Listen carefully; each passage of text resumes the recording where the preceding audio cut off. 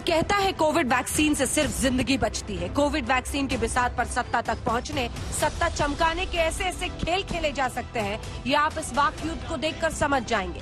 Vaccine तेरे कितने फायदे, ये औजार है विपक्ष के हाथ में, ये पतवार है सरकार के हाथ में, ये हमला भी है, ये हनक भी है, ये आपके शरीर में एंटीबॉडी बनाती है, सियासतदानों के प्रेस कॉन्फ्रेंस में ये विवाद खड़े करती है। Because the virus will mutate. Rahul Gandhi ने मोदी सरकार पर हमला बोला, कहा सरकार एक दिन में 85 लाख टीकाकरण रिकॉर्ड पर अपनी पीठ थपथपाना बंद करे।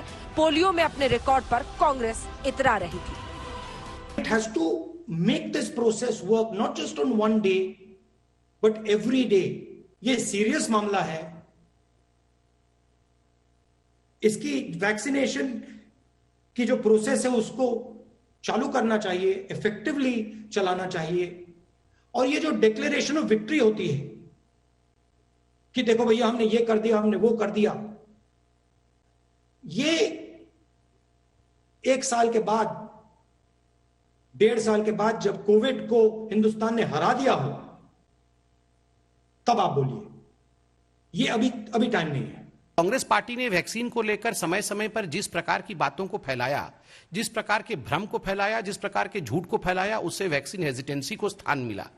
कोवैक्सीन से लोगों में खतरा है। कोवैक्सीन को लगा करके कहीं ना कहीं भारतीयों को गिनी पिग के रूप में हम इस्तेमाल करना चाहते हैं। उनके राज्यों ने कोवैक्सीन लेने से मना कर दिया। उसमें कोवैक्सीन में गाय का सीरम, गाय का खून मिला हुआ है, इस प्रकार की बातें करना। और देखिए, खुद ही राहुल गांधी ने कहा था कि प्रधानमंत्री जी को पहला डोज लेना चाहिए ताकि लोगों के मन के अंदर से भय और भ्रम मिट जाए। तो उनके ऊपर भी तो वो कानून लागू होता है, उनके ऊपर भी तो उनकी बातें लागू होती है। अगर कांग्रेस पार्टी ने भ्रम फैलाया है और वैक्सीनेशन आज सर्वाधिक आवश्यक है, तो यह स्वाभाविक है कि उनके सबसे बड़े नेता खुद वैक्सीनेट हो, उसकी तस्वीर डालें। राहुल गांधी ने आज कोरोना पर श्वेत पत्र जारी किया, कहा दूसरी लहर से सरकार को सबक सीखना होगा और तीसरी लहर के लिए तैयार रहना होगा। राहुल गांधी ने कहा सरकार दूसरी लहर में फेल रही, अब तीसरी लहर से पहले ऑक्सीजन सप्लाई, अस्पताल सुविधा और दवाओं की आपूर्ति सुनिश्चित करना होगा। बीजेपी ने कहा राहुल बताएं आखिर सबसे ज्यादा मौतें कांग्रेस शासित राज्यों में क्यों हुई।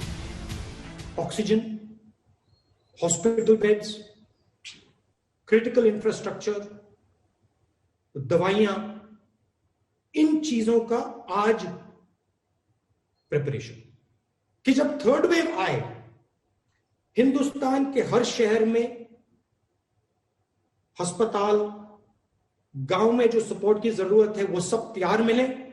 जिन लोगों को ऑक्सीजन की जरूरत हो उनको आसानी से ऑक्सीजन मिल जाए और बिना कोई कारण डेथ ना हो। ये जो सेकेंड वेव हुआ है, ये कहां से शुरू हुआ?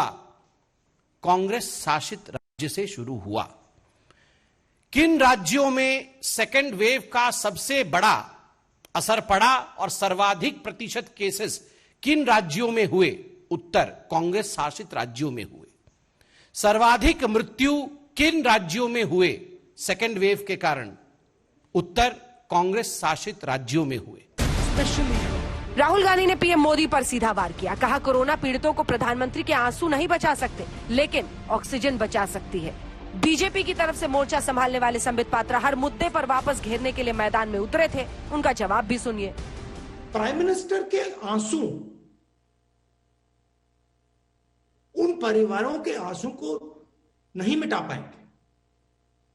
वो सब परिवार जानते हैं प्रधानमंत्री के आंसू ने उनको नहीं बचाया, मगर ऑक्सीजन जरूर बचा सकता था। कंफ्यूजन और राहुल ये पर्यायवाची शब्द है। Confusion is thy name. Rahul Gandhi ji का नाम ही कंफ्यूजन है। He is Confucius Gandhi. Rahul Gandhi ने कहा कोरोना की तीसरी लहर से पहले गांवों पर जोर देना होगा, जरूरतमंदों को आर्थिक सुविधा देनी होगी, डायरेक्ट फंडिंग का सुझाव दिया। उन्होंने कोविड कॉम्पनसेशन फंड बनाने की मांग की है। कोरोना से मरने वालों के मुआवजे को भी आज राहुल गांधी ने मुद्दा बनाया। सुप्रीम कोर्ट में केंद्र सरकार के 4 लाख रुपए मुआवजा देने से इनकार करने पर भी सरकार को घेरा, कहा मुआवजे की मदद करने को भी मोदी सरकार तैयार नहीं। Disaster management act under which COVID is a notified disaster, and this act provides a compensation clause, a 4 lakh rupees compensation to the victims and their immediate families. But we've seen in the Supreme Court recently, replying to a PIL, the government submitted an affidavit clearly saying that we cannot provide any such compensation because there is shortage of funds both at the center as well as in the states. How do you see this? I think the center is making 4 lakh crore from taxes on diesel and petrol. It is taking money out of the pockets of people who have lost family members. So I don't understand why the government can't put some money back into their pocket. If they lost a family member who used to be an earning member, what are they supposed to do? तो महामारी पर मोदी सरकार versus Rahul Gandhi की इस जंग में vaccine से लेकर तीसरी लहर और मुआवजे पर दोनों ही इस अध्याय में एक दूसरे को नसीहत देने मैदान में उतरे थे। आज तक ब्यूरो।